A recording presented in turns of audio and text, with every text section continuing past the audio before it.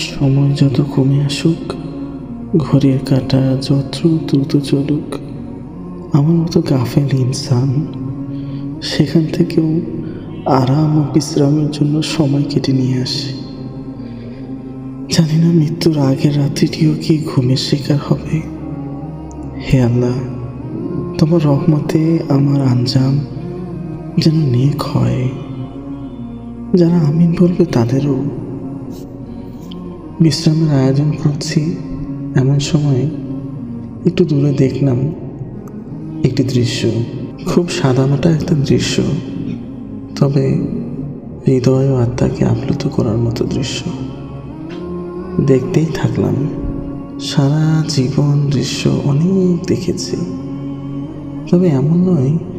দু হাত তুলে বসে আছেন আল্লাহর এক বান্দা, ঠোঁটের কোনো শব্দ নেই, আছে শুধু সামান্য কম্পন, চোখ থেকে শুধু ঝরছে টকটক করে অশ্রুধারা, একটার পর একটা। হে আল্লাহর বান্দা, জানি না তুমি কোন দেশের, কোন গোত্রের, কি তোমার ভাষা, কি তোমার পরিচয়, তবে আজীবন আমি তোমার কাছে কৃতজ্ঞ থাকলাম। তোমার অজ্ঞাতে, তোমার অশ্রুবিন্দু দ্বারা নিজেকে সিক্ত করে নিলাম।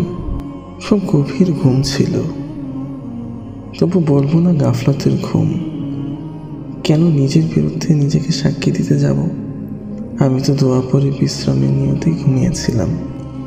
আল্লাহ যদি কবুল করেন তাহলে তো এই ঘুমও হতে পারে ইবাদত। আল্লাহ রহমতের কাছে কেন আমি আশা করব না?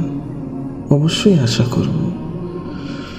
জোহর আদায়ের পর হিসাব করে দেখলাম আসর, মাগরিব, এশা, ফজর, জোহর এই 5 ওয়াক্ত মসজিদে নববীতেই আদায় করা সম্ভব, যদি কিসমতে থাকে। হৃদয়ে এক অদ্ভুত ভাবের উদয় হলো। বাকি সময়টুকু একা একা থাকবো আল্লাহ নবীর মসজিদে, কারোর সঙ্গে দেখা করব না, এমনকি হযরতের সঙ্গেও না। শুধু আমি থাকবো, আমার হৃদয় থাকবে। আজ আমি শুধু আমার নিঃসঙ্গতাকে সঙ্গী করব।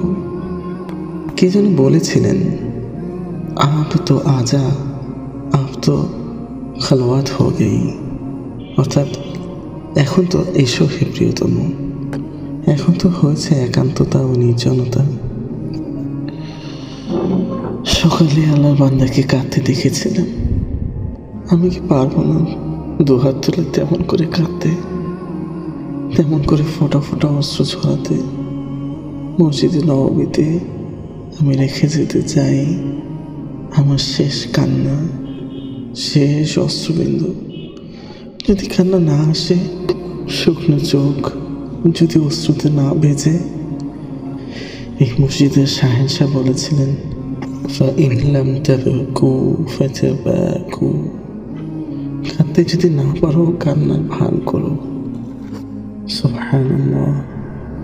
এরপরও কি আমরা বুঝবো না রহমানুর রহিম আল্লাহ তাআলা দিতে চান যে কোনো সুযোগে, যে কোনো উপায়ে এবং যে কোনো বাহানায়। তাই তো রহমতের নবীর মাধ্যমে চাওয়া এবং পাওয়ার কত রকম কৌশল শিখিয়ে দিয়েছেন তিনি বান্দাকে।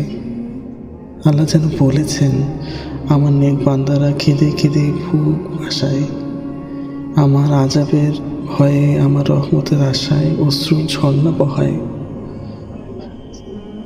তোমরা তো হে বান্দা, তোমার তো হে বান্দা সেই তৌফিক হয় না, তোমার বুকে তো কান্না জমে না, তোমার চোখ থেকে তো অশ্রু ঝরে না, শক্ত তোমার দিল, মুর্দা তোমার কলব, অনুভূতিহীন তোমার হৃদয়। তবু হে বান্দা, তোমাকে আমি দিতে চাই রহমতের জোয়ারে, তোমাকেও আমি ভাসিয়ে নিতে চাই। এক কাজ করো, কাঁদতে না পারো কান্নার ভান করো। কাঁদতে তো পারে না সবাই, কিন্তু কান্নার ভান করতে কে না পারে, তাতেই আমি খুশি হব। তোমার ভান দেখেই আমার টান নেমে আসবে, কান্নার ভান কেউ পছন্দ করে না, আমি করি। আল্লাহ নবী এই হাদিস অন্তরে ভাবের অপূর্ব এক তরঙ্গ সৃষ্টি করলো আমার, এবং আমি উত্তোলিত হলাম। ভাবের তরঙ্গ তোলায় আমি আনন্দিত হলাম। আশায় আমার বুক ভরে উঠল। ভিতর থেকে কে যেন আমাকে পথ দেখালো। দরবারে নবীর আশিক তুমি হতে পারোনি, কিন্তু আশিকের ভান ধরতে অন্তত একটা দিন তো তুমি অতিবাহিত করতে পারো। আশ্চর্য কি, হয়তো তাতেই আশিকানে রসুলের দফতরে তোমার নাম লেখা হয়ে যেতে পারে। তিনি নিজেই তো উম্মতকে সুসংবাদ দিয়ে গেছে। আল্লাহর কাছে আসলের যেমন কদর আছে, তেমনি নকলেরও সমাদর আছে। আসল নকল সবই তার পছন্দ, পছন্দ না শুধু ভেজাল। আসরের নামাজ হলো, সময় আরো গড়িয়ে এলো। সবুজ গম্বুজের উপর অস্তগামী সূর্যের আলো পড়ল। এই অস্তগামী সূর্য যেন আজকের নয়, 1400 বছর আগের। রাতের আকাশে তারার উদয় হলো। তারা ভরা এই আকাশ যেন আজকের নয়, 1400 বছর আগের। আমি আমি আজকের, আমি বর্তমানের, কিন্তু আমার পরিচয় দূর অতীতের 1400 বছর আগের।